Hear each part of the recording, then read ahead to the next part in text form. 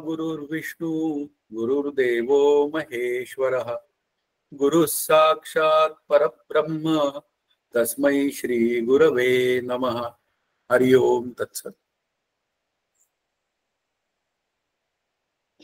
प्रथम सर्वांना मी नमस्कार करतो, वंदन करतो.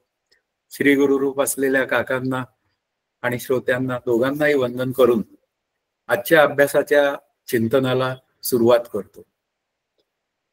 महावाक्य विवेक आणि विवेक शब्दाचा अर्थ विचार करणे असा एक सुद्धा आहे. आपल्याला या 4 महावाक्यांचा विचार करायचा आहे.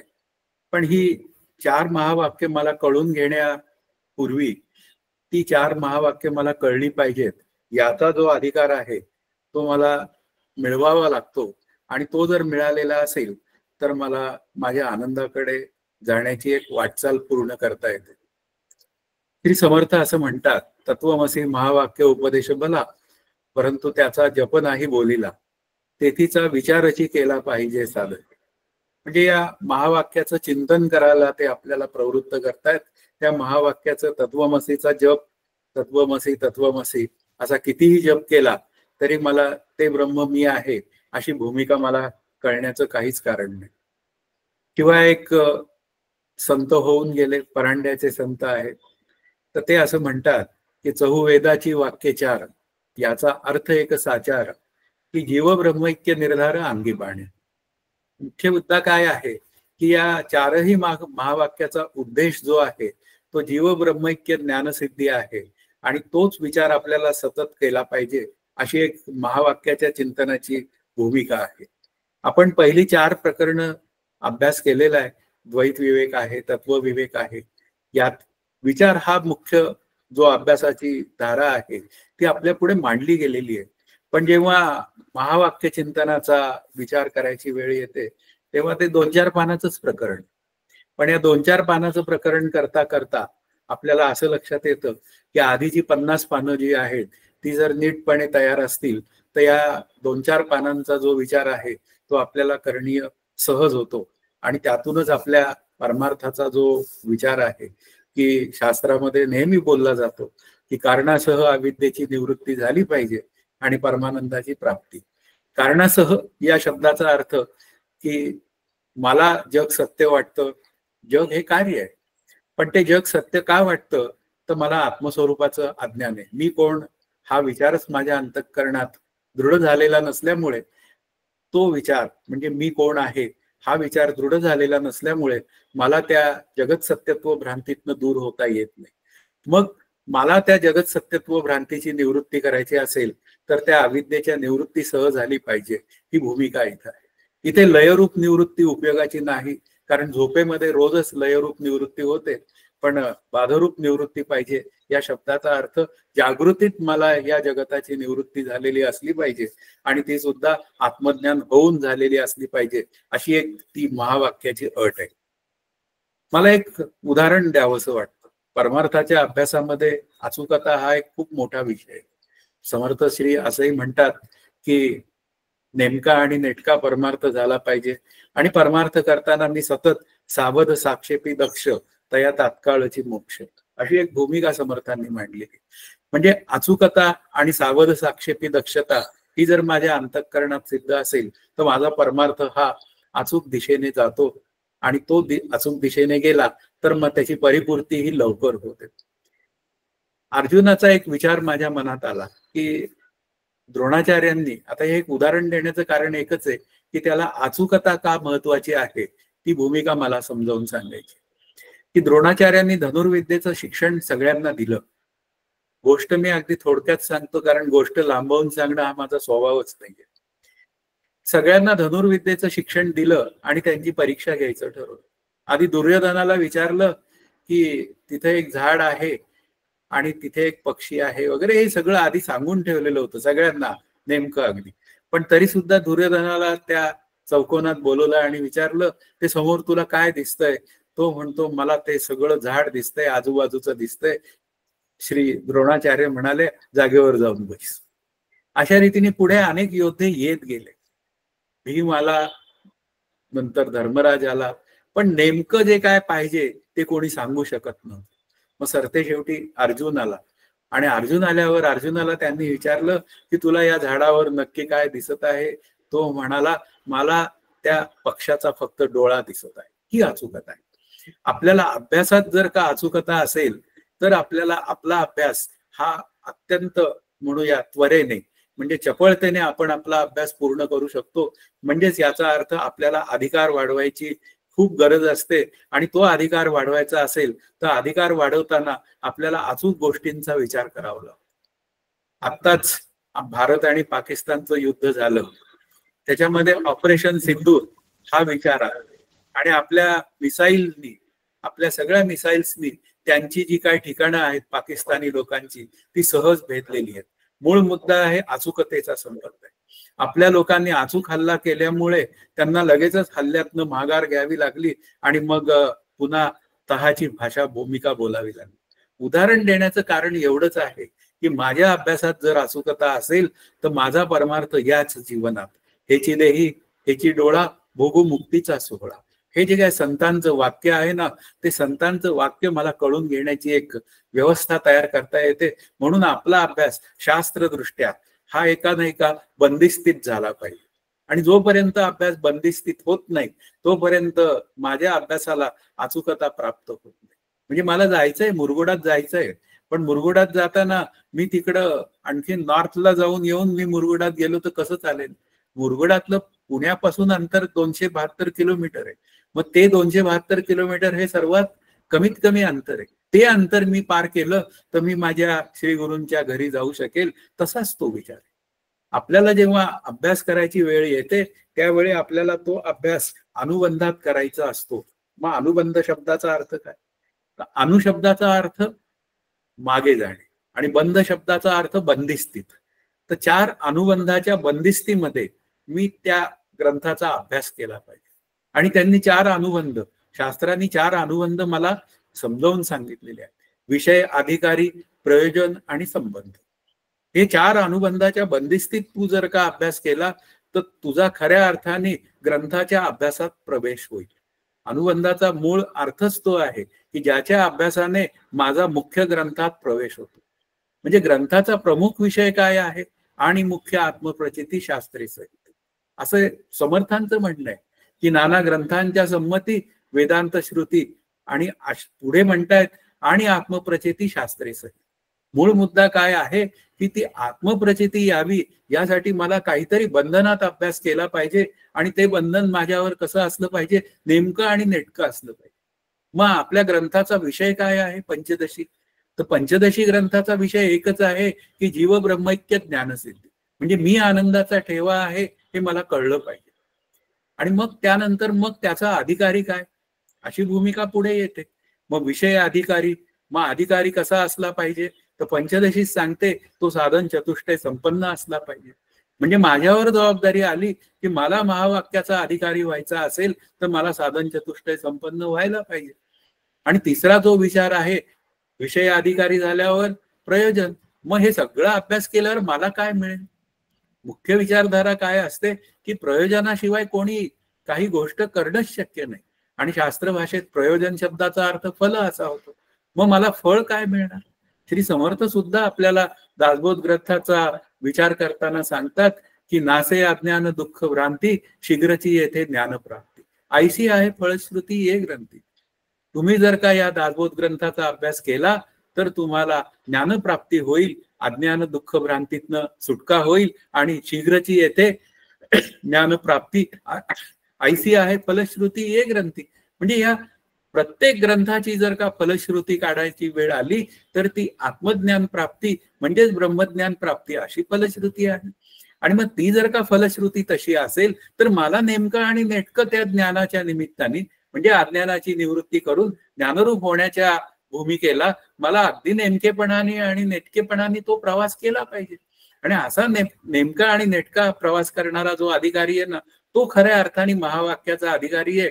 अदरवाईज उदाहरणात बुडालेला परमार्थ हा आपल्याला या जीवनात जीवब्रह्मैक्य ज्ञानसिद्धीला तेवढासा पुरेसा नसतो. आपल्याला नेमका आणि नेटका परमार्थ करायचा आहे. या शब्दाचा अर्थ जे मी करतो आहे ते कशासाठी करतो आहे ही पहिली भूमिका आहे.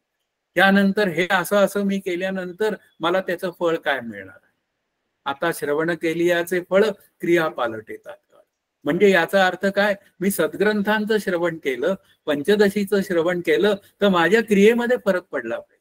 पूर्वी जे काय मी अशुद्ध वागत होतो, म्हणजे याचा अर्थ न्याय नीती धर्माला धरून वागत नव्हतो, ते आता माझं वागणं ते काय झालेलं आहे, ते भगवंताच्या आज्ञेला अनुसरून वागणं चाललंय.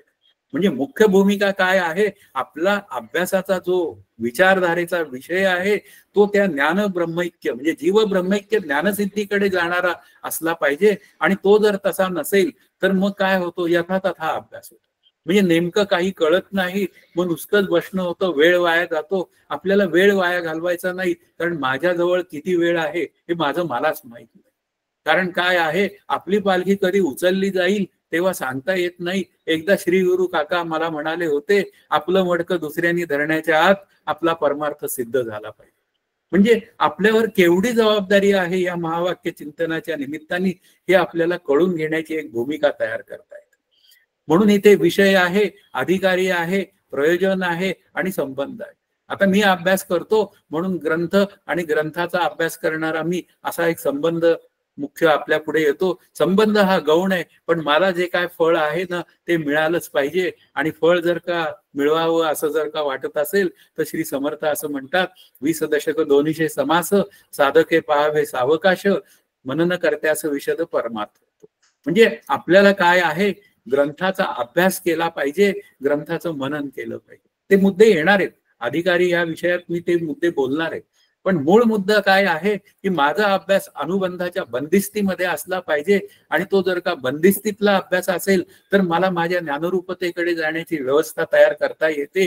या शब्दाचा अर्थच आपला असा आहे की माझी बहिरंग साधनेतनं हळूहळू उत्तरोत्तर अंतरंग साधनेकडे माझी प्रगती झाली पाहिजे. कारण महावाक्य चिंतन अत्यंत अंतरंग साधन आहे आपल्या अभ्यासाचं, म्हणजे जीव ब्रह्मैक्य ज्ञानाचं. हे एवढं आपल्याला कळालं की आपल्यावर काय जबाबदारी आहे ना, ही कळण्याची भूमिका म्हणजे ही आपल्या अंतःकरणाला जाणीव होऊ शकते. आणि त्या जाणीवेतनं जेव्हा मी परमार्थ करतो तेव्हा मग श्री समर्थ काय म्हणतात हे लक्षात घ्या. श्री समर्थ एकदा भगवान रामाला म्हणालेत, म्हणजे श्री गुरु रामाला, बुद्धी दे रघुनायक. का असं, तर मला अशी बुद्धी दे की मी सतत त्या आत्मचिंतनात राहील, आणि आत्मचिंतनात राहिलो तर माझा मोक्ष लवकर सिद्ध होईल. हे सगळं माझ्यासाठी ते तसं मांडताय की मज विण तू मज दे रे राम. मी समर्थांची उदाहरणं का देतो आहेत, कारण इथे सगळे आपण समर्थ संप्रदायी आहोत, पूर्वीपासून समर्थ भक्त आहोत, तर त्याचाही एक आपल्याला ऍडव्हान्टेज मिळेल. महावाक्य श्रवण, महावाक्य चिंतन आणि महावाक्याचं निधिध्यासन, आणि मग माझी आत्मस्वरूपाकडे झालेली पूर्णता, ही सगळी भूमिका आपल्या पुढे मांडली जाते. आणि मग आपल्या पुढे एक अनुबंधाचा विचार मांडल्यानंतर मग त्या अधिकाऱ्याचा विषय आपल्या पुढे येतो. अधिकारी हा शब्द नाही का खूप ठिकाणी आहे. मग आता हा अर्जुन धनुर्विद्येचा अधिकारी होता, म्हणजे बाकीचे नव्हते, हेच त्याचं उत्तर. मग मला जर का ब्रह्मविद्येचा अधिकारी व्हावा असं वाटत असेल तर मला काय केलं पाहिजे, त्या जीव ब्रह्मैक्य ज्ञानसिद्धीचाच विचार मी केला पाहिजे. तोच या महावाक्याचा अधिकारी आहे. आणि असा अधिकारी तयार व्हायचा असेल तर आपल्याला काय केलं पाहिजे, हा मूळ मुद्दा आहे. आणि मग त्याची म्हणूया आपण एक वर्गवारी साधनेची तयार केली त्या शास्त्र ग्रंथांनी, की एक बहिरंग साधन आणि एक अंतरंग साधन, अशा भूमिका मांडल्यात आहेत. आता बहिरंग साधनेमध्ये काय सांगितलं, निष्काम कर्मोपासना सांगितलं. त्यानंतर अंतरंग साधनेमध्ये काय सांगितलं, तर विवेक वैराग्य समाधी षटक आणि तीव्र मुमुक्षत्व असा विचार मांडला. त्याच्या पुढे काय म्हणाले की त्या तीव्र मुमुक्षत्व प्राप्त झालेल्या साधकाला श्रवण मनन निधिध्यासन करण्याशिवाय पर्याय नाही. म्हणजे काय झालं की उत्तरोत्तर अंतरंग होत गेलेलं.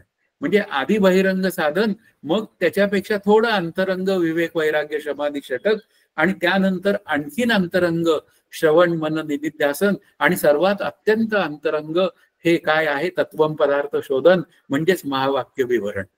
हा जो महावाक्य विवरणाचा विषय आहे तो विचार आपल्याला कळण्या इतपत माझी अंतःकरण वृत्ती ही तयार झाली पाहिजे. आणि मग ते 4 महावाक्य, आणि मग ती कोणत्या म्हणूया उपनिषदातली वगैरे आहे, हे सगळं इन्फॉर्मेटिव्ह नॉलेज आहे.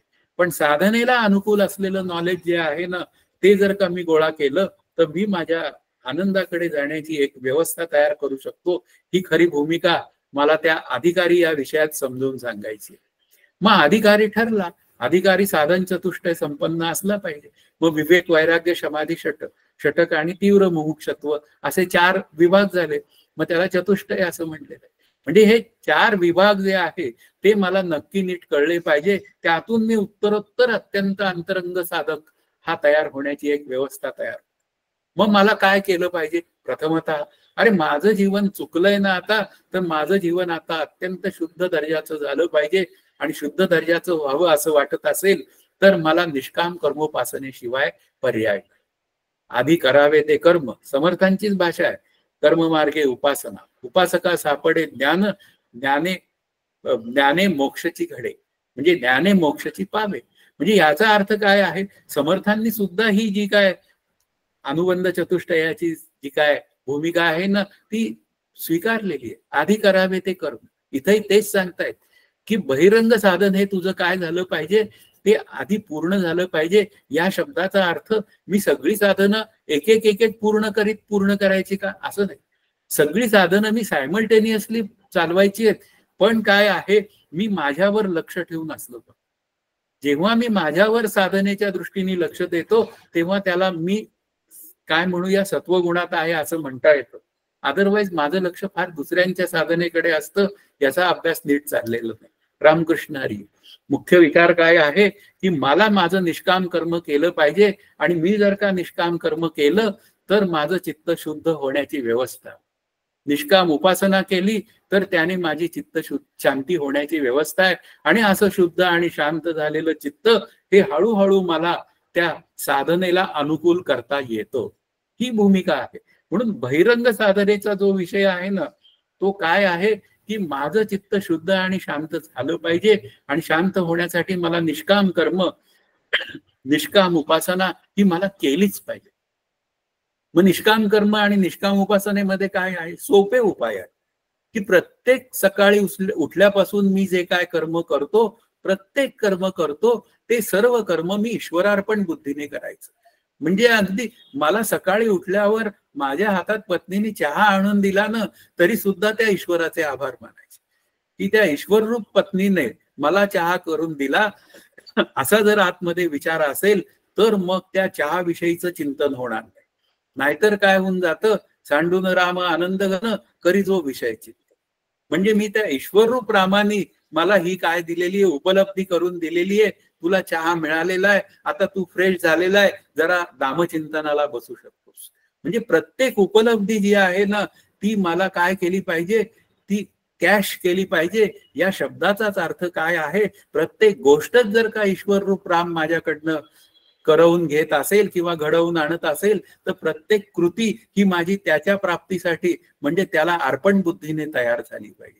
म्हणजे अशा रीतीने मी जेव्हा निष्काम कर्म करायला लागेल, म्हणजे प्रत्येक कर्म मी अर्पण भावाने करायला लागेल, तेव्हा मला माझ्या अंतःकरणाला शुद्धता येईल. आणि मग ते विधिते पाळीत निषेधाते गाळीत मजदेवनी जाळीत कर्म फळे ही ज्ञानदेवांची ओवी माझ्या लक्षात येईल की बाबा रे या महावाक्याचा अधिकारी व्हायचा असेल तर आधी माझं चित्त ते महावाक्य समजून घेण्या इतपत शुद्ध आणि शांत असलं पाहिजे. म्हणजे याचा अर्थ काय आहे, माझा मलदोष गेलेला असला पाहिजे. आणि मलदोष या शब्दाचा अर्थ पाप करण्याची वृत्ती आहे. आणि ती पाप करण्याची वृत्ती ही जर का माझी गेली तरच मी खऱ्या अर्थाने त्या परमार्थाच्या मंदिरात प्रवेश करता होऊ शकतो. म्हणून ही मलदोष म्हणजे पाप करण्याची वृत्ती आणि निष्काम उपासनेने मी म्हणूया की चित्ताची शांती.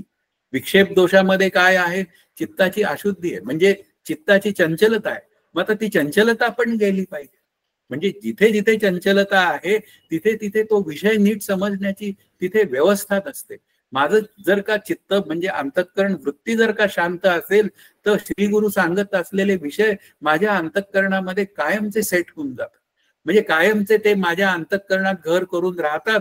आणि मग काय होऊन जातं, मी त्याचा वापर करू शकतो. जेव्हा जेव्हा माझ्या अंतःकरण वृत्तीमध्ये नको असलेला विचार येतो, म्हणजे जीव ब्रह्मैक्य ज्ञानाला प्रतिबंध करणारा विचार येतो, म्हणजे मी करता, मी भोगता, मी शरीर भेद विचार, हे सगळे जे विचार आहे, मी मरणारा, हे सगळे विचार जेव्हा माझ्या अंतःकरणात येतात तेव्हा त्या विचारातनं सुटका करण्याचं खरं सामर्थ्य हे शुद्ध आणि शांत झालेल्या अंतःकरण वृत्तीतच ते तयार होऊ शकतं. म्हणून हे बहिरंग साधन जे आहे, ते बहिरंग साधन जे आहे ते आपल्याला करणीयच असतं.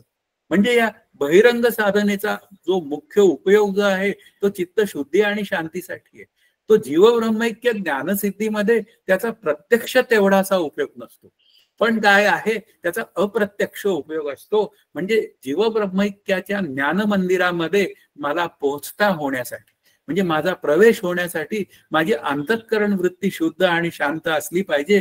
आणि ती जर का शुद्ध आणि शांत नसेल तर माझ्या अंतःकरण वृत्तीमध्ये ही जीवब्रह्मैक्य ज्ञान विषयक सांगितलेली जी काय प्रमेय आहेत ती अंतःकरण वृत्ती माझी तयार होऊ शकत नाही.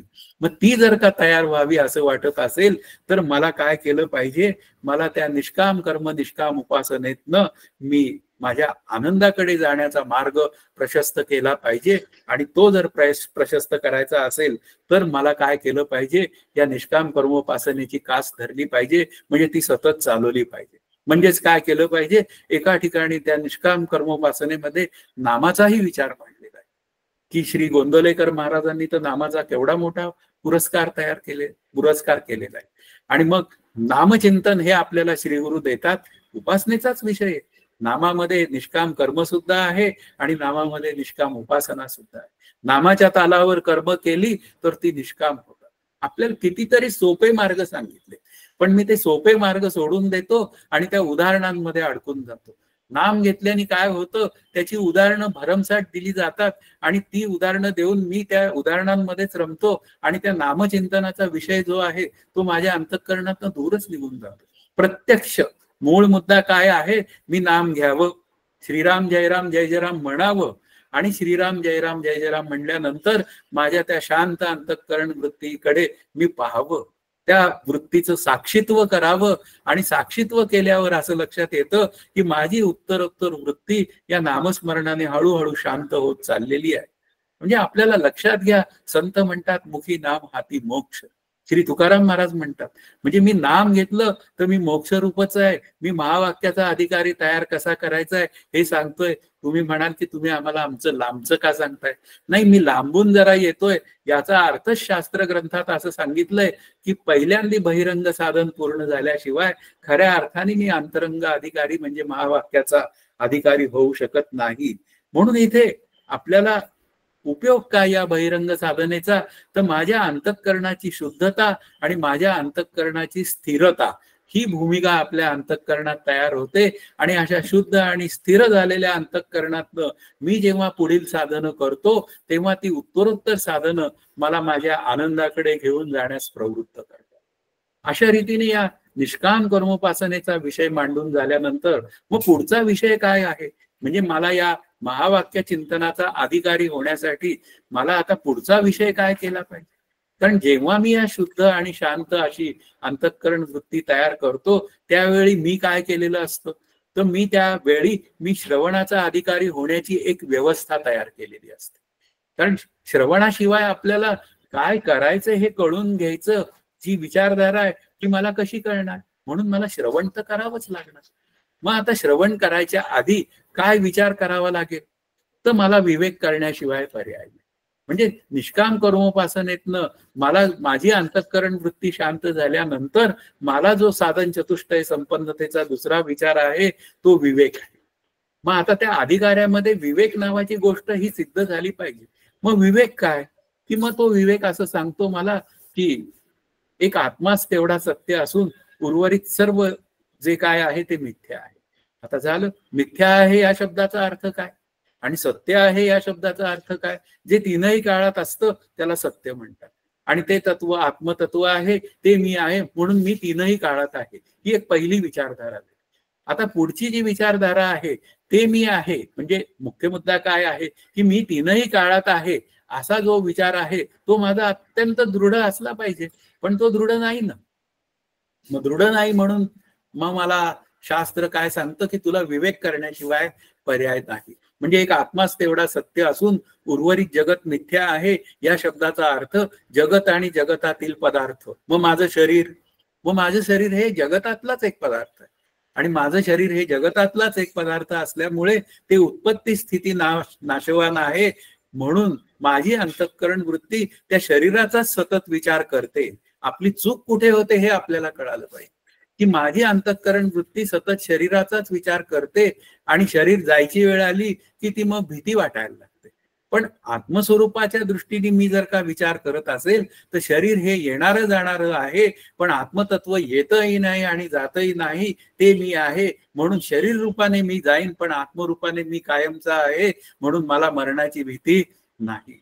आपुले मरण पाहिले म्या डोळा, तो सोहळा अनुपम्य झाला. म्हणजे ज्या दिवशी तुकाराम महाराज ज्ञानरूप झाले त्या दिवशी ते म्हणतायत की चारही देहांचा निराश झाला आणि निराश झाल्याबरोबर मी मरणच शक्य नाही ही भूमिका आतमध्ये स्थिर झाली. आणि स्थिर झाल्याबरोबर मग जाताना काय म्हणाले ते, आम्ही जातो आमुच्या गावा, आमुचा राम राम गावा. म्हणजे तो मरणाचा सोहळा जर का अनुपम्य करायचा असेल, म्हणजे आनंदाचा करायचा असेल, तर मला आत्मज्ञानाशिवाय अजिबात पर्याय नाही. म्हणून मला काय केलं पाहिजे की एक आत्माच तेवढा सत्य असून उर्वरित जगत मिथ्या आहे, म्हणजे माझं शरीर मिथ्या आहे, मग माझं मन सुद्धा मिथ्या आहे. म्हणून मिथ्या मनाने काय केला पाहिजे, संवादी रामरूपतेकडे जाण्याचा विचार केला पाहिजे. म्हणून मनाच्या श्लोकात म्हणतायत, मना सज्जना राघवे वस्ती कीजे, मना सज्जना सदा रामी प्रीती धरावी, मना सज्जना भक्ती पंथेची जावी. मी ही जी काय विचारधारा आहे त्या रामरूपतेकडे जाण्याची, ती सतत मला चिंतनात आतमध्ये ठेवली पाहिजे. आणि ती जर का ठेवायची असेल तर विवेक एकच सांगतो की ब्रह्मसत्य जगत मिथ्या. म्हणून त्या जगताचा जो काय माझ्यावर असलेला जो पगडा आहे सत्यत्वाचा, तो मिथ्यत्वाने दूर केला पाहिजे. मग जगत कसं आहे, सताहून विलक्षण, पुन्हा असताहून विलक्षण, अनिर्वचनीय मिथ्या. म्हणून ते बाधयोग्य आहे, कल्पित आहे. हे मागे विचार आता सांगून झालेले असतील, तुम्ही तेवढे तयार झालेले असालच, हे सगळं मी गृहीत धरतो. नाहीतर तुम्ही म्हणाल केवढं आधीच सांगताय. मूळ मुद्दा असा आहे की मला माझ्या स्वरूपाकडे जाण्यासाठी मला विवेक करायला आधी शिकलं पाहिजे. कारण विवेकाने काय करतात, समर्थ म्हणतात, विवेकाचे फळ ते सुख, अविवेकाचे फळ ते दुःख. मुख्य मुद्दा काय आहे, विवेक जर मी केला, म्हणजे शरीराला एखादी जखम झाली, माझं डोकं दुखत असेल तर मी गोळी घ्यावी आणि गोळी घेऊन मी काय मला समजावून सांगावं की अरे तुझं डोकं दुखतंय, डोकं हा तुझ्या शरीराचा भाग आहे, पण आत्मरूपाच्या ठिकाणी डोकं नाही. तू गोळी घे आणि नामस्मरणात जरा आराम कर. एक वेळ अशी येईल की तुझं डोकं दुखणं बंद होऊन जाईल आणि आता तू तुझ्या नामस्मरणात पूर्ण दंग होऊ शकशील. आत्ता जरी तुला त्या परमार्थाचं चिंतन करता येत नसेल, म्हणजे पुन्हा या अभ्यासाचं चिंतन करता येत नसेल, तर तू शांत बस, नाम घे. म्हणजे माझी जी काय अंतःकरण वृत्ती आहे ना, ती सतत राम स्वरूपाच्या, म्हणजेच राम आणि ब्रह्म दोघं वेगळे नाहीत. तुझं सगुण म्हणू की निर्गुण तू एकू गोविंदू रे, या अभ्यासाच्या चिंतनाने मी जर का त्या रामरूपतेकडे जात असेल तर ती वृत्ती मला काय करते, ती मला महावाक्य चिंतनाचा जो विचार आहे ती सहज करण्याला मला प्रवृत्त करते. ही भूमिका आपल्याला लक्षात आली पाहिजे. म्हणून विवेक हा झालाच पाहिजे. मग आता विवेक झाल्यानंतर मग पुढची विचारधारा काय, कारण मी हे थोडक्यात तुम्हाला चिंतन मांडण्याचा प्रयत्न करतो. पुढे आहे जो अधिकाराच्या विषयामध्ये तो वैराग्य हा विषय. आणि वैराग्यामध्ये काय आहे की त्यांनी सांगितलं की एक ब्रह्मदेवाचं पद आहे ना, ते श्रेष्ठ पद मानलं गेलेलं आहे.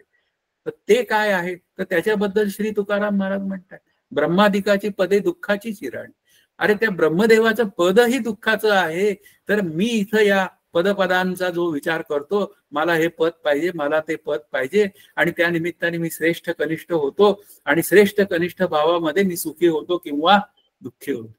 जितकं दुःखी होणं अवघड आहे ना, तेवढं सुखी होणं सुद्धा अवघडच आहे. अवघड या शब्दाचा अर्थ मला सुखी व्हायचं नाही, मला दुःखी व्हायचं नाही, मला सुखरूप व्हायचंय. सुखरूप व्हायचा तुझ्या कोण सांगा, माझ्या पांडुरंगासारखा.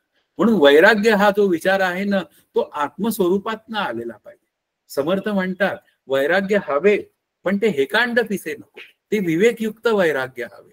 म्हणजे विचारातनं ब्रह्मसत्य जगत मिथ्या या विचारातनं जेव्हा मी या दृष्टीकडे, ज्या जगाकडे दृष्टीने पाहायला लागतो, तेव्हा या जगताविषयी अनासक्त वृत्ती माझ्या अंतःकरणामध्ये डेव्हलप होणं हा त्या वैराग्याचा परिणाम आहे. की ते सगळे पदार्थ जे आहेत वैराग्याचे, म्हणजे या जगातले पदार्थ यांच्याशी मला व्यवहार करायचा आहेच, कारण माझं जीवन या जगातील पदार्थांवर अवलंबून आहे की नाही. म्हणजे मला अन्न मिळालं तर माझी शरीर प्रकृती धड राहणार आहे. म्हणजे याचा अर्थ काय आहे, मला अन्नाचं सेवन केलं पाहिजे, पण पर्याप्त शब्द. इथे प्रत्येक गोष्टीत पर्याप्त शब्द लावला तर मला माझ्या आनंदाकडे जाता येतं. आणि जेव्हा मी पर्याप्तता सोडतो तेव्हा काय होऊन जातं, त्याचा तोटा तरी होतो, किंवा त्याच्या पुढे जेव्हा आपण दुसरी बाजू जेव्हा विचारात घेतो त्यावेळी आपण जरुरीपेक्षा त्याच्यामध्ये वाहून गेलेला असतो. म्हणून इथे आपल्याला पर्याप्तता खूप महत्वाची असते. अन्नाचं खूप सेवन केलं तर आळशीपणा येतो, आणि अन्नाचं कमी सेवन केलं तर अशक्तपणा येतो. पण पर्याप्त सेवन केलं तर माझी अंतःकरण वृत्ती सदैव तयार राहते अभ्यास करण्यासाठी. ती भूमिका आपल्याला लक्षात आली पाहिजे. तुम्ही असंही म्हणाल, मग आम्ही आमचा जो रोज आम्ही नोकरी करतो, हे करतो, ते करतो, त्याचं काय करायचं? मग तिसऱ्या अध्यायात भगवंतांनी सांगितलंच आहे, हे अर्जुना, तुला तुझं नियत कर्म केलं पाहिजे, पण ते अहंकार रहित होऊन केलं पाहिजे. आणि तिथे फलाशेचा विचार, वैराग्याचा संबंध आहे ना, तो फलाशेचा विचार अंतःकरणात नको याच्याशी जोडला गेला. की वैराग्यामध्ये काय आहे, की माझ्या अंतःकरणामध्ये मला काय मिळेल, मला काय मिळेल, या व्यावहारिक सत्तेतला जो विचार आहे ना, तो सगळा विचार डायल्यूट होऊन जातो. कारण विवेकयुक्त वैराग्य असेल तर मला काय मिळवायचंय, तर मला एका आनंद रूपतेशिवाय दुसरं काही मिळणार नाही, माझी आर्थिक परिस्थिती सुधारणार नाही, किंवा माझं आणखीन काही त्यामध्ये फरक पडणार नाही शरीर प्रकृतीमध्ये. माझं काय होईल, तर मी अवघाच आनंदाचा होऊन जाईल. आनंदाचे डोही आनंद तरंग, आनंदाची अंग आनंदाचे. म्हणून अशा रीतीने वैराग्याचा जो विचार आहे ना, तो काय आहे, तो अनासक्त वृत्ती माझ्या अंतःकरणात डेव्हलप व्हावी. म्हणून मला प्रथम हे सगळे माझ्या अभ्यासाच्या आड येणारे विषय, व्यक्ती, वस्तू आणि परिस्थिती, या सर्वांना मला दूर लोटावं लागतं. आणि दूर लोटल्यानंतर हळूहळू वैराग्य विवेकयुक्त माझ्या अंतःकरणात भिनायला लागतं. आणि त्यानंतर परिपूर्ण वैराग्यतेनंतर जेव्हा ही सगळी लोक, परिस्थिती, पदार्थ माझ्या समोर येतात, पण त्यामुळे माझी अंतःकरण वृत्ती अजिबात सुखी होत नाही किंवा दुःखी होत नाही, सहज शांत राहते, म्हणजे सुखरूप राहते. ही भूमिका आपल्या अंतःकरणात तयार. हा त्या वैराग्याचा विषय आहे. म्हणून अधिकाऱ्यामध्ये हा वैराग्याचा विषय खूप महत्वाचा आहे. ते विवेकयुक्त वैराग्य आपल्याला अंतःकरणात बाणावं लागतं, तरच मी महावाक्य चिंतनासाठी, मूळ आपला सतत ठेका काय आहे, तर महावाक्य चिंतनासाठी मी माझी अंतःकरण वृत्ती तयार करू शकतो. मग पुढे आला समाधी षटकाचा विचार. शास्त्र विचार आहेत, पण समाधी षटकाचा विचार संतांनी सांगितलेला आहे, वेगवेगळ्या पद्धतीने सांगितलाय. ते म्हणतात शमन झालं पाहिजे. मग समाधी षटकामध्ये शमदम, उपरम, समाधान, तितिक्षा, श्रद्धा, हे 6 विषय आहे. मग शम म्हणजे काय, तर मनाला शांत करणे. मग आता मनाला शांत करायचं असेल तर मी काय करावं? मग मी करता होता कामा नये. मग माझं पूर्वीचं बहिरंग साधन आहे की कर्म अर्पण भाव संबंध. मी प्रत्येक कर्म जर का रामाला अर्पण केलं तर मी करता या भूमिकेतनं माझी वृत्ती म्हणूया व्यग्रच होणार नाही. म्हणजे ती काय होणार नाही, ती नाचणारच नाही. मग ती वृत्ती कशी राहील, सतत शांतच राहील. म्हणजे मनाचं शमन जर का मला करायचं असेल तर मला अंतःकरणामध्ये मी नाम घेतलं पाहिजे. कारण मनाचा संबंध काय आहे, संकल्प करणे आणि विकल्प करणे. मग मनाच्या श्लोकात समर्थ काय म्हणतात, मना सज्जना राघवे वस्ती कीजे. माझ्या अंतःकरणामध्ये जर का राघवाची वस्ती असेल तर माझ्या अंतःकरणामध्ये शांतता आहे. कारण राघव हे शांततेचं रूप, राम हे शांततेचं रूप आहे. या सगळ्या देवता शांत रूप आहेत, त्या आनंद रूप आहेत, आणि त्या मला आनंदाकडे घेऊन जाण्यास समर्थ आहेत. म्हणून मनाने सतत काय केलं पाहिजे, मना सज्जना भक्ती पंथेची झाली. म्हणजे प्रत्येक ठिकाणी मी मनाने काय करायचं आहे, प्रत्येकामध्ये मी या हरीला पाहायचं आहे. आपल्या संतांनी तिघांनी तेच सांगितलं. श्री तुकाराम महाराज म्हणाले, त्रिभुवन संचले विठ्ठले गा, रीता ठाव या राघवे विण नाही, असं श्री समर्थ म्हणतायत. आणि भरला घनदाट हरी दिसे, असे श्री ज्ञानदेव म्हणतायत. मग तिघांची गोष्टच काय आहे, सर्वांमध्ये ते तुम्ही तत्व पाहायला शिका. आणि सर्वांमध्ये ते तत्व मी पाहायला लागलो तर माझी अंतःकरण वृत्ती कोण्याही जीवाचा न घडो मत्सर, वर्म सर्वेश्वर पूजनाचे, अशा भूमिकेची होऊन जाते. म्हणजे हे जे सगळे जे फायदे आहेत ना, ते महावाक्याचं चिंतन करण्यासाठी मला उपयोगाचे. माझी अंतःकरण वृत्ती जर का शांत असेल तरच मी त्या महावाक्याचं तत्वम पदार्थ शोधन करू शकतो. अन्यथा मला अंतरंग साधनेमध्ये म्हणजे अत्यंत अंतरंग जे काय भूमिका मांडलेली आहे त्या महावाक्य चिंतनामध्ये, ती मला कळण्याची एक व्यवस्था तयार होत नाही. म्हणून इथे मला मनाचं शमन केलं पाहिजे. मग पुढे येतो दमनाचा विचार. दमन शब्दाचा अर्थ इंद्रियांशी आहे. म्हणजे होतं काय, मन त्या इंद्रियाला आज्ञा देतं आणि मग इंद्रिय त्या त्याप्रमाणे कामं करतात. मन काय म्हणतं, टीव्ही पहा, आणि टीव्ही पाहताना मग ते इंद्रियांच्या साह्याने तो टीव्ही लावला जातो. हाताने ते बटन ऑन होतं आणि मग मी टीव्ही पाहत बसतो. या शब्दाचाच अर्थ काय आहे की आपल्याला त्या इंद्रियांना असं वळण लावलं पाहिजे की जी कर्म मला करायला पाहिजे तीच मी कर्म केली पाहिजे. उदाहरणार्थ टीव्हीच्या सिरियल्स मी पाहिल्या तर माझी अंतःकरण वृत्ती अशांत होते आणि अशांत झालेली वृत्ती पुन्हा शांत करायला म्हणजे पुन्हा नामस्मरण घेण्याच्या दृष्टीने ती पुन्हा तयार व्हायला अजिबात तयार होत नाही. म्हणून मी टीव्ही कमी पाहणार आहे. म्हणजे याचा अर्थ मनाने जरी मला सांगितलं तू टीव्ही लाव, तरी मी इंद्रियांनी काय करायचंय, टीव्ही लावायचंच नाही अशा ठेक्याने मी काम करायचंय. असा जेव्हा मी परस्पर संबंध जोडतो शमदमाचा, तेव्हा ते एकमेकांना काय होतात, परस्पर म्हणूया मदतीच्या म्हणून एक धारा तयार करतात. आपल्याला लक्षात घ्या, श्री कबीर महाराज म्हणतात मन आवरायला फार अवघड आहे. ते म्हणतात मन जाने दे पर तन मत जाने दे, म्हणजे शरीर मत जाने दे. म्हणजे इथे आपण शमदमाचा अभ्यास जर नीट केला तर माझी अंतःकरण वृत्ती शांत राहते. यातलं प्रत्येक साधन माझी अंतःकरण वृत्ती शांत करण्याचा प्रयत्न करते. बहिरंग साधन निष्काम कर्मोपासना ही वृत्ती शांत करण्याचा प्रयत्न करतंय. विवेक वैराग्य सुद्धा अंतःकरण वृत्तीला शांतताच आणण्याचा प्रयत्न करतंय. शमदम सुद्धा शांतता आणण्याचा प्रयत्न करतंय. पण एक लक्षात ठेवा, अत्यंत अंतरंग साधन जे आहे ना महावाक्य विवरण, ते अंतःकरणात नीट झाल्याशिवाय माझ्या अंतःकरणामध्ये मी आनंदाचा ठेवा आहे असा सहजानुभवापर्यंतचा प्रवास पूर्ण होत नाही. म्हणजे ते टोक आहे ना तत्वम पदार्थ शोधन, ते मला एका अर्थाने थोडस का होईना करावं लागतंच. कानावाचनाच्या या भेटीचा असेल तर तो होतो वस्तू, पण मी माझ्यासारखा बंद प्रज्ञ माणूस हा अभ्यास करूनच पूर्ण होतो. म्हणजे इथे अभ्यासाशिवाय आपल्याला तरुणोपायच नाही. श्री ज्ञानदेव तेच म्हणतात, तू अभ्यासे येऊन मला मिळ, आणि अभ्यासाने मला मिळाला तर मी माझ्या आनंदाकडे सहज टिकाऊ वृत्तीने म्हणजे टिकाऊ राहू शकतो. ही भूमिका आपल्या लक्षात येते. म्हणून इथे शमदमाचा अभ्यास झाल्यानंतर शमदम उपरम. आता उपरम शब्दाचा अर्थ काय? उपरम शब्दाचा अर्थ आपल्याला लक्षात येतो की संन्यास.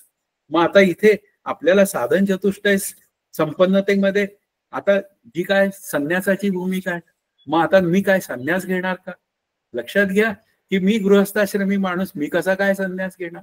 म्हणजे याचा अर्थ काय झाला की त्या उपरम शब्दामध्ये काय आलं की तिथे संगत त्याग करायचा का वस्तुत्याग करायचा अशी भूमिका आहे. कारण वस्तुत्याग हा थोडासा ठीक आहे की 4थ्या अध्यायामध्ये द्रव्य यज्ञ सांगितलेला आहे की आपल्याला थोडस तरी द्रव्यदान केलं पाहिजे. ही भूमिका मान्य आहे आपल्याला. पण आपण सर्वस्व दान करून संन्यस्त वृत्तीने जीवन जगूच शकत नाही. परम शब्दामध्ये शास्त्रार्थामध्ये संन्यस्त वृत्ती अशी भूमिका मांडलेली आहे. पण माझ्या गृहस्थाश्रमी माणसाला मात्र उपरम शब्दाचा अर्थ काय आहे की मग संगत्या. म्हणजे याचा अर्थ माझ्याकडे काय असावं का? हो, माझं घर असावं, सगळं असावं, पण माझ्या अंतःकरणात ते घर नसावं. मुख्य विचारधारा काय आहे? व्यावहारिक सत्तेत ते घर माझं आहे, पण पारमार्थिक सत्तेत ते ईश्वराचं आहे. एवढा विचार जर आत अंतःकरणात असेल तर मग असलेल्या स्क्वेअर फुटाच्या घराचा सुद्धा आपल्याला त्रास होत नाही. असलेल्या मोठ्या गाडीचा सुद्धा आपल्याला त्रास होत नाही, किंवा मोठ्या हुद्द्यावरच्या नोकरीचाही त्रास होत नाही. म्हणजे माझी वृत्ती ही अभ्यास करण्यासाठी सहजच होते.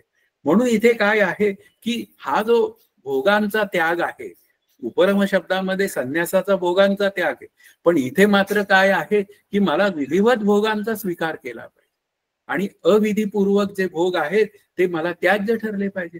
उदाहरणार्थ परस्त्री, परधन, परनिंदा हे कसे आहेत? हे आपल्याला नाही करा म्हणून सांगितलेले विचार आहेत.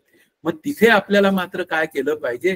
काही ठिकाणी ते अंतःकरणाचे भोग असतात, काही ठिकाणी डोळ्याचे भोग असतात. म्हणजे इथे आपल्याला डोळ्याचे भोग काय असले पाहिजे हाही विचार करावा लागतो, त्याचाही त्याग करावा लागेल. म्हणजे इथे आपल्याला हे वैराग्य नावाची गोष्ट आहे ना, ती उपरम शब्दामध्ये सुद्धा आपल्याला प्राप्त होते. म्हणून इथे संन्यास हा शब्दशः अर्थ न स्वीकारता त्याचा संग आपल्याला सोडला पाहिजे. आणि मग तुकाराम महाराज म्हणतात, ते खरं न करी रे संग राही रे निश्चळ. माझा जर संग संपला तर माझी अंतःकरण वृत्ती निश्चळ राहते आणि निश्चळ ब्रह्म अशी भूमिका आहे. ब्रह्मस्वरूपामध्ये चळण नाही आणि वळण नाही. म्हणून आपल्याला चळण वळण विरहित असलेलं जे ब्रह्म आहे ते न करी रे संग राही रे निश्चळ लागो नेदी मळ अहम ममतेचा. हा अहम ममतेचा जो मळ आहे ना, तो आपल्याला दूर करायचा असेल तर तो संगत त्यागातनच दूर होतो. म्हणून आपल्याला या महावाक्याचा अधिकारी तयार होताना या दृश्य जगताचा संघ आपल्याला हळूहळू कमी करावा लागतो. तर मी त्या महावाक्याचा अधिकारी तयार होतो. ही त्या उपरम शब्दाची भूमिका. मग आला पुढे श्रद्धा. आता श्रद्धाचा विषय भगवंतांनी सांगितलाय की संत श्री गुरु आणि त्यांनी लिहिलेले ग्रंथ. भगवंत खुद्द म्हणतायत श्रद्धावान लभते ज्ञान. म्हणजे याचा अर्थ काय आहे, श्रद्धेने मी अभ्यास केला पाहिजे. पंचदशीवर श्रद्धा ठेवून मी महावाक्य विवेकाचा विचार केला पाहिजे. पण मूळ मुद्दा काय आहे, श्री ज्ञानदेव सुद्धा म्हणतात श्रद्धा आणि त्याप्रमाणे तू जीवन जगण्याचा प्रयत्न कर. कारण त्यांचं स्पष्ट म्हणणं आहे, नुसतीची या श्रद्धा झोंबो पाहसी परमपदा तरी ऐसे हे प्रबुद्धा सोपे नव्हे. म्हणजे नुसत्या श्रद्धेच्या जीवावर तू जर का त्या परमपदाशी एकरूप होण्याचा प्रयत्न करत असशील तर ते सोपं नाहीये. तू श्रद्धापूर्वक साधनांचा स्वीकार कर आणि ती परफॉर्म कर. म्हणजे ती साधनं चालव. आणि ती जर का साधनं तू अंतःकरण पूर्वक, म्हणजे मूळ मुद्दा काय आहे, अत्यंत निर्मळ आणि शुद्ध मनाने ती चालवशील, म्हणजे ते म्हणतात तसं तू करशील तर तू काय होशील, आनंदाशी एकरूप होशील, असं श्री ज्ञानदेव मला सांगतायत. म्हणून इथे ब्रह्म उपदेश करणारे सद्गुरु, वेदांत वाक्य आणि त्यांनी लिहिलेले ग्रंथ हेच माझे प्रमाण आहेत. श्री गुरु मला काय म्हणतील ना तेच मला प्रमाण आहे. श्री गुरु मला अनुग्रहाच्या वेळी साधन देतात की तुला इथे ध्यानाला बसायचंय, मग ध्यानाला बसताना तुला मी नामसाधनेचा अनुग्रह दिलाय, मग तू डोळ्यांनी ते नाम बघ, वाचेने ते नाम म्हणूया, डोळ्यांनी त्या रामाचं रूप बघ, वाचेने ते नाम घे, कानाने ते ऐक. बस मला तेच ध्यान काय आहे, स्टँडर्ड आहे. अशा पद्धतीने मी श्रद्धापूर्वक जर का अभ्यास करेन, श्री गुरूंनी सांगितलेल्या वाक्यांवर श्रद्धा ठेवून का अभ्यासाचं काम करेल, तेव्हा माझा मोक्ष दूर नाही. ते मला तत्वम पदार्थ शोधनाचा अधिकारी करूनच देतात. यात शंका बाळगायचं काही कारण नाही. म्हणून शमदम उपरम श्रद्धा. मग मला काय पुढे मिळतं, समाधान मिळतं. मग आता समाधान मिळतं या शब्दाचा अर्थ काय, की एकाग्र अंतःकरण वृत्ती तयार होते आणि तीच एकाग्र अंतःकरण वृत्ती मला माझ्या आनंदापर्यंत घेऊन जाता येते. म्हणजेच ती पुन्हा तत्वम पदार्थ शोधन म्हणजे महावाक्य विवरणापर्यंत नेता येते. म्हणून इथे समाधान नावाची जी गोष्ट आहे ना, ते निस्संग समाधान मला प्राप्त व्हायचं असेल, ते निस्संग जे काय समाधान आहे ते महावाक्याच्या चिंतनाशिवाय नाही. म्हणून इथे जे काय समाधान आहे ना, ते साधनापूर्वक मिळालेलं समाधान आहे. आणि मग अत्यंत अंतरंग जेव्हा मी साधन करतो तेव्हा मात्र जे मिळणारं समाधान असतं ते टिकाऊ समाधान असतं. म्हणून ते समर्थ म्हणतात, आधी मिथ्या उभारावे, उभारोनी ते सांडावे, मग समाधान ते पावावे निसंगपणे. म्हणजे याचा अर्थ काय, मिथ्या उभारा शब्दाचा अर्थ विवेकाचा विचार आला. मिथ्या उभारावे, उभारोनी ते सांडावे, म्हणजे विवेकाचा विचारही तो सांडून पुढे गेला पाहिजे. या शब्दाचा अर्थ विवेक सतत आणि सहजच होत गेला पाहिजे. आणि मग सहजच सतत होत गेल्यानंतर मग पुढे काय आहे, मग समाधान ते पावावे निसंगपणे. म्हणजे याचा अर्थ विवेक करत करत या नको असलेल्या विचारांचं निरसन होतं आणि मला निसंग समाधान मिळतं. आणि या निसंग समाधानाला सहजता येईपर्यंत जो काय विचार आहे ना, तो सगळा महावाक्याचा विचार. तिथपर्यंत जाण्याचं सामर्थ्य मला या शास्त्राभ्यासाने मिळतं. आणि मग पुढे मला आणखीन एक फायदा काय मिळतो, 6वा, तर तितिक्षा. या तितिक्षा शब्दाचा अर्थ काय आहे, की कष्टा वाचून सहन करणे. आपल्या श्री गुरूंनी अत्यंत सोपी व्याख्या केलेली आहे की तितिक्षा या शब्दाचा अर्थ की प्रत्येक गोष्ट कष्टा वाचून मी सहन करायला शिकलो पाहिजे. मी तुम्हाला सहन करतो ही भूमिका अंतःकरणात अजिबात असता कामा नाहीये. म्हणजे जैसी स्थिती आहे तैशा परी राहे, कौतुक तू पाहे संचिताचे. या वाक्याचा अर्थ असा आहे की योग्य दिशेने योग्य प्रयत्न केल्यानंतर जे काय फळ मिळेल त्या मिळालेल्या फळाविषयी माझी अंतःकरण वृत्ती शांत आणि समाधानी आहे. आता याला काय म्हणायचं? तितिक्षा. म्हणजे क्षुधेची विचारधारा आहे की अरे काही वेळा काय होऊन जातं, 12 वाजता आपल्याला भोजनाची सवय, दीक्षित डाएट करणारे असतील तर ते 11 वाजताच कासावीस व्हायला लागतात. पण होतं काय, एखाद दिवस पाहुणे येतात, पाहुणे आल्यामुळे घरच्यांना जास्त काम पडतं, मग त्या दिवशी जेवण 2 वाजता मिळतं. मग आता करायचं काय? एक तर खाऊन तर घे, नाहीतर मग काय आहे, अंतःकरणात खाण्याचा विषय ठेवू नको. मूळ काय आहे की अंतःकरणामध्ये आपण काय विषय धरून बसलोय ना, तो खूप महत्वाचा आहे. आणि तो विषय जोपर्यंत मला लक्षात येत नाही तोपर्यंत काय आहे, तितिक्षा माझ्या अंतःकरणात सिद्ध झाली नाही अशी एक भूमिका तयार होते. आणि मग ती भूमिका मला काय करते, खूप त्रासदायक ठरते. इथेच 45 मिनिटं आता याची झालेली आहे. पुढच्या वेळी आपल्याला तो तीव्र मुमुक्षत्वाचा विचार करून आपण हळूहळू त्या महावाक्य चिंतनाकडे जाऊया. पण आता 45 मिनिट्स झाल्यामुळे आपण इथे थांबूया. जय जय रघुवीर समर्थ. हरि ओम तत्सत. श्री पांडुरंगाय नमः.